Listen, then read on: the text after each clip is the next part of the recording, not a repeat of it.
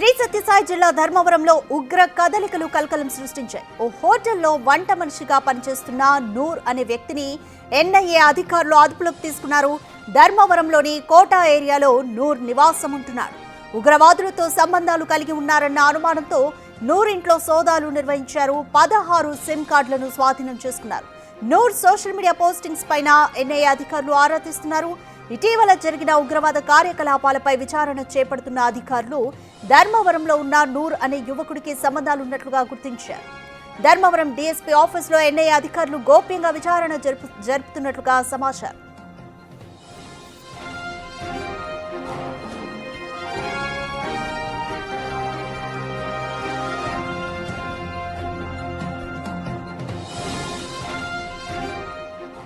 గత నెలలో అన్నమయ్య జిల్లా రాయచోటిలో 2 టెర్రరిస్టులను అరెస్ట్ చేశారు ఇంటెలిజెన్స్ బ్యూరో అధికారులు. నూర్కు ఈ 2 టెర్రరిస్టులకు ఏమైనా లింక్స్ ఉన్నాయా అన్న కోణంలోనూ అధికారులు దర్యాప్తు చేస్తున్నారు.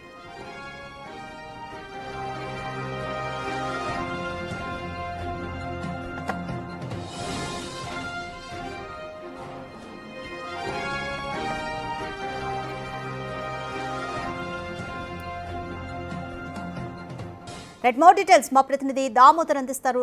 దామోదర్, ఎన్ఐఏ జరుపుతున్న సోదాల్లో కేసు ఇన్వెస్టిగేషన్స్ కు సంబంధించి గత నెలలోనే అన్నమయ్య జిల్లా రాయచోటిలో కూడా 2 టెర్రరిస్టులను అరెస్ట్ చేశారు. ఇప్పుడు సత్యసాయి జిల్లా ధర్మవరంలో కూడా నూర్ అనే వ్యక్తిని అదుపులోకి తీసుకున్నారు. సో కంప్లీట్ డీటెయిల్స్ ఏ విధంగా ఉన్నాయి? రాధిక, 2 రోజుల క్రితము సత్యసాయి జిల్లా ధర్మవరంలో ఒక టీ స్టాల్ లో పనిచేస్తున్న నూర్ అనే యువకుడిని ఎన్ఐఏ బృందం అదుపులోకి తీసుకుంది. అతన్ని విచారించింది. అతను విచారించిన నేపథ్యంలో అతనికి ఉగ్రవాదులతో సంబంధాలు ఉన్నాయన్న విషయాన్ని కూడా సమగ్రంగా తెలుసుకుంది. దీంతో పాటు అతని సోషల్ మీడియా పోస్టులన్నీ మొత్తం పరిశీలన చేస్తుంది. మరోవైపు ఏదైతే పెనుగొండ డీఎస్పీ నరసింహప్ప ఈ కేసును పర్యవేక్షిస్తున్నారు.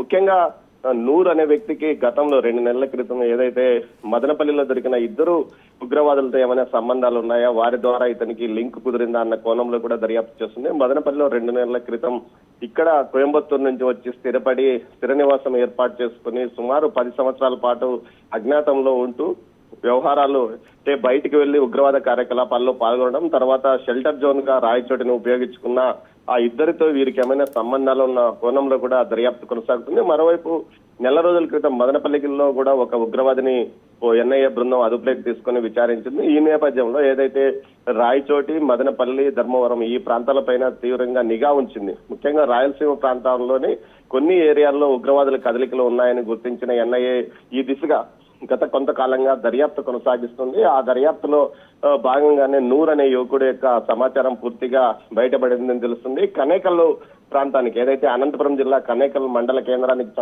సంబంధించిన నూర్ గత కొంతకాలంగా ధర్మవరంలోనే ఒక టీ స్టాల్లో పనిచేస్తున్నాడు. టీ స్టాల్లో టీ మాస్టర్ గా పనిచేస్తున్న ఇతను ఉగ్రవాదులతో సంబంధాలు ఉన్న విషయాన్ని ఎన్ఐఏ అతని యొక్క కదలికలతో పాటు అతని సోషల్ మీడియా పోస్టులను నిశ్చితంగా పరిశీలించడం ద్వారా గుర్తించినట్లు సమాచారం. ఈ నేపథ్యంలోనే 2 రోజుల క్రితం అతన్ని అదుపులోకి తీసుకుని 2 రోజుల నుంచి విచారిస్తున్న నేపథ్యంలో ఈ రోజు స్థానికంగా ఉన్న పోలీస్ కస్టడీకి వచ్చింది. ఇన్ఛార్జ్ డిఎస్పీ ఏదైతే నరసింహప్ప అక్కడికి పెనుగొండ నుంచి అక్కడికి చేరుకొని విచారణ చేస్తున్న నేపథ్యం మొత్తం మీదైతే రాయలసీమ ప్రాంతంలో ఉగ్రవాదులకు షెల్టర్ జోన్ గా కొన్ని ప్రాంతాలు మారాయని గతంలోనే ఎన్ఐఏ గుర్తించింది. ఈ దిశలో పూర్తి స్థాయిలో ఇటు రాయలసీమ ప్రాంతంలోని కీలక ప్రాంతాల మీద దృష్టి సారించింది. ముఖ్యంగా రాయచోటి ప్రాంతానికి సంబంధించి ఎక్కడైతే కువైట్ తో పాటు ఇతర గల్ఫ్ దేశాలకు సంబంధించిన వారు ఎక్కువగా వచ్చిపోతుంటారు.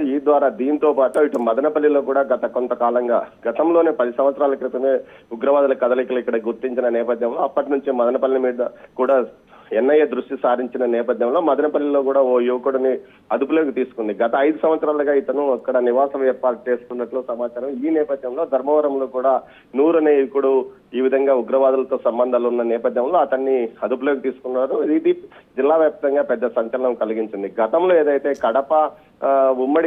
ఉమ్మడి చిత్తూరు జిల్లాల్లో కొంత కదలికలు కనిపించాయి. మొట్టమొదటిసారిగా అనంతపురం జిల్లాలో ఈ విధంగా ఉగ్రవాదుల కదలికలు కనిపించడంతో కదలికలు ఉన్నాయని గుర్తించడంతో పెద్ద సంచలనంగా మారిందని చెప్పవచ్చు. గతంలో కోయంబత్తూరులో బాంబు పేలులకు సంబంధించిన ఉగ్రవాదులు ఒక 6గురిని 2013లో పుత్తూరులో పోలీసులు అదుపులోకి తీసుకున్నారు. అప్పుడు పెద్ద ఎత్తున ఒక ఆపరేషన్ నిర్వహించి ఇంట్లో దాక్కున్న వారిని బయటికి రప్పించగలిగారు. ఆ తర్వాత ఏదైతే అప్పటి నుంచి 10-12 సంవత్సరాల పాటు ఈ ప్రాంతంలో కదలికలు కనిపించలేదు. తాజాగా 2 నెలల క్రితం రాయచోటిలో ఇద్దరిని అరెస్ట్ చేశారు. అరెస్ట్ చేసిన తర్వాత వారి యొక్క నివాసంలో పేలుడు సామాగ్రితో పాటు పెద్ద పెద్ద నగరాలకు సంబంధించిన మ్యాప్ ప్లాన్లు కూడా ఉండడంతో పెద్ద ఎత్తున వీరు విధ్వంసానికి పనిచేసినట్లు కూడా గుర్తించగలిగారు. ఈ నేపథ్యంలో తాజాగా నెల రోజుల క్రితం మదనపల్లి, ఆ తర్వాత ఇప్పుడు ఏదైతే ధర్మవరంలో ఉగ్రవాదుల కదలికలను గుర్తించి ధర్మవరానికి సంబంధించి నూర్ అనే యువకుడిని అరెస్ట్ చేయడాన్ని ఇప్పుడు సంచలనంగా మారిందని చెప్పవచ్చు రాధిక.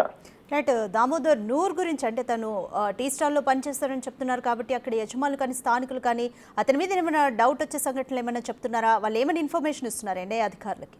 స్థానికులతో చాలా సౌమ్యంగా ఉండేవాడు, ఎప్పుడు ఏదే విషయాలు అనవసర విషయాలు మాట్లాడేవాడు కాదని కూడా స్థానికులు చెప్తున్న నేపథ్యం. మరోవైపు ఏదైతే ముఖ్యంగా దీనికి సంబంధించి నూరు యొక్క సోషల్ మీడియా ద్వారానే నిఘా ఉంచిన ఎన్ఐఏ బృందం అతన్ని పూర్తి స్థాయిలో అతని కదలికలు కానీ అతని యాక్టివిటీస్ కానీ పూర్తిగా గుర్తించి అతను విద్రోహ చర్యలకు ఏదైతే ఉగ్రవాదులకు సాయంగా ఉన్నాడన్న విషయాన్ని గుర్తించగలిగారు.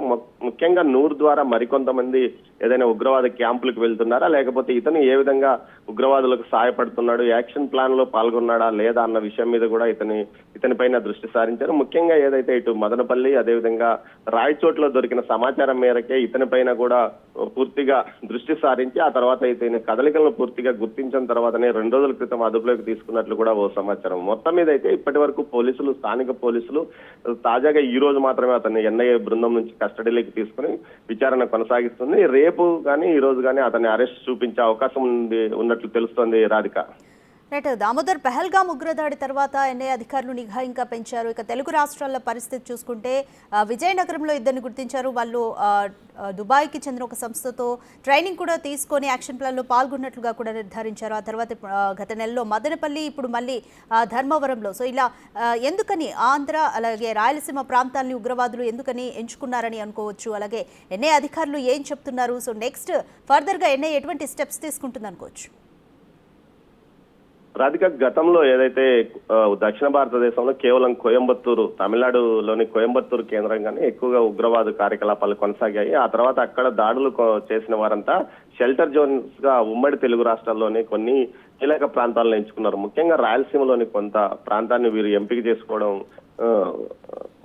చేసుకున్నారు. అందులో భాగంగానే మదనపల్లి, రాయచోటి, పుత్తూరు, ధర్మవరం ఇలాంటి ప్రాంతాల్లో తమ ఉనికి బయటపడకుండా నిరంతరము వాణిజ్య వ్యాపార కేంద్రాలు ఇటు రాయచోటి కానీ అది ధర్మవరం కానీ నిరంతరము ఇతర దేశంలోనే అన్ని ప్రాంతాలతోనూ వ్యాపార సంబంధాలు ఉన్న ప్రాంతం కావడం, అదేవిధంగా మదనపల్లి కూడా బెంగళూరుకు దగ్గరగా ఉండడం, దీంతో పాటు రాయచోటి కూడా ఇతర గల్ఫ్ దేశాలకు సంబంధించి ఎక్కువగా ఈ ప్రాంతం నుంచి వలస వెళ్లి గల్ఫ్ లో నివాసం ఉంటున్నారు. ఈ ప్రాంతాలను వారు టార్గెట్ గా చేసుకుని షెల్టర్ జోన్ గా ఎంచుకున్నారు. ఇతర ప్రాంతాల్లో ఈ ప్రాంతాల్లో ఎక్కువగా ఎవరు గుర్తించరు.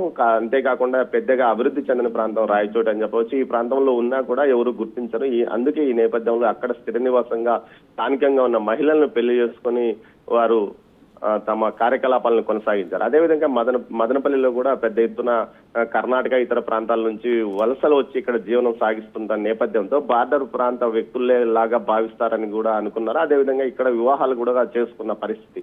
ఈ నేపథ్యంలోనే ధర్మవరం కూడా ఇదే విధంగా పట్టు పరిశ్రమకు సంబంధించి చేనేతలు దేశవ్యాప్తంగా ప్రపంచవ్యాప్తంగా ఎగుమతి అవుతుంటాయి. వేరే వందలాది మంది కార్మికులు అటు ఉత్తరప్రదేశ్ నుంచి అదేవిధంగా దక్షిణ భారతదేశం ఉత్తర భారతదేశం నుంచి కూడా పెద్ద ఎత్తున కార్మికులు ఇక్కడ వలస వచ్చి జీవనం సాగిస్తున్న నేపథ్యంలో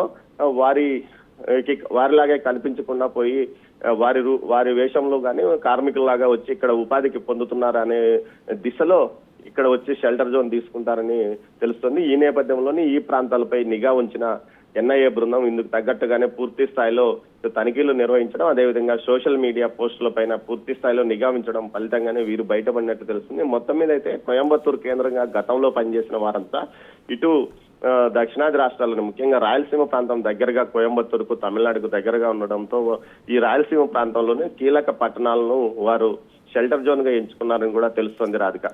థ్యాంక్ యూ దామోదర్.